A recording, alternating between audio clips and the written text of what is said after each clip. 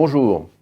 Dans ma précédente contribution, nous avons vu qu'une convention d'actionnaires est un document absolument indispensable à la bonne gouvernance d'une entreprise. Elle est nécessaire pour prévoir un mécanisme de résolution des conflits entre les actionnaires, mais elle est également adéquate pour permettre une transmission d'entreprise réussie, en particulier lorsqu'il s'agit d'influencer la direction de l'entreprise.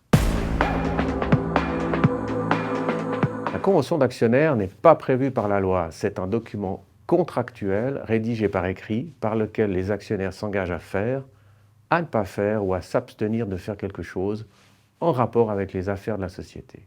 En principe, une convention d'actionnaires prévoit à minima les clauses suivantes. Les restrictions de vente des actions à des tiers ou aux actionnaires. Les conventions d'actionnaires définissent généralement à qui les actions de la société peuvent être vendues et à quelles conditions. Pour les PME, on prévoit généralement que les actions ne peuvent être vendues qu'aux autres actionnaires ou moyennant l'accord de tous les autres actionnaires. Le nouvel actionnaire devra également s'y soumettre. Un droit de préemption confère aux actionnaires un droit d'acquisition prioritaire en cas de vente à un tiers. L'actionnaire cédant devra alors obligatoirement transmettre ses actions, non pas au tiers acquéreur, mais à l'actionnaire qui exerce ce droit. Un droit d'option confère aux actionnaires le droit d'acquérir les actions d'un autre actionnaire dans un certain nombre de situations déterminées à l'avance, par exemple le décès ou l'incapacité d'un actionnaire pour une durée indéterminée, lorsqu'un actionnaire viole gravement ou de manière récurrente la convention d'actionnaire ou d'autres obligations légales importantes, ou enfin en cas de départ à la retraite. Lorsque la société est transmise, le repreneur souhaite généralement détenir l'intégralité du capital action. Grâce à cette clause, les autres actionnaires sont contraints de vendre leurs actions au repreneur aux mêmes conditions.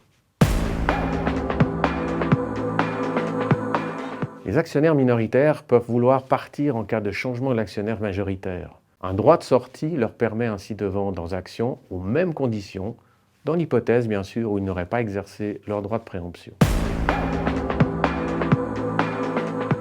Les actionnaires d'une PME ne souhaitent pas forcément qu'un actionnaire sortant puisse travailler dans une entreprise concurrente.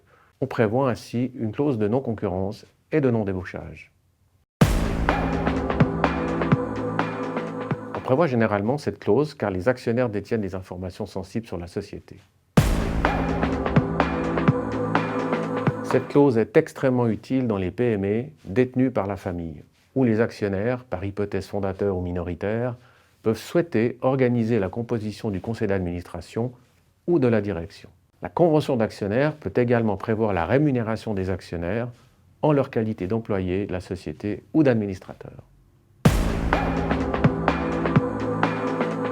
Les actionnaires minoritaires peuvent souhaiter s'assurer que la société versera régulièrement des dividendes en fonction des bénéfices annuels et de ses liquidités. La convention peut ainsi prévoir un montant fixe ou un pourcentage du bénéfice annuel. La convention peut prévoir le montant à payer par un actionnaire qui viole ses obligations contractuelles. Comme dans tout contrat, la convention d'actionnaire doit prévoir le fort et le droit applicable, correspondant au principe au lieu du siège de la société. Il est de plus en plus fréquent, et nous le recommandons vivement, de vouloir soumettre tout litige entre actionnaires à la médiation plutôt qu'à un tribunal ordinaire. Comme vous le voyez, seul un partenaire disposant de compétences pointues en droit commercial est à même de rédiger des conventions d'actionnaires robustes et efficaces. Depuis plus de 30 ans, le groupe fiduciaire Michel Favre conseille ses clients sur ces questions de gouvernance. Dans ma prochaine contribution, je présenterai un autre instrument de planification proposé par le droit des sociétés. Nous découvrirons ensemble les différents types d'actions d'une société anonyme et leur influence sur la gouvernance de l'entreprise.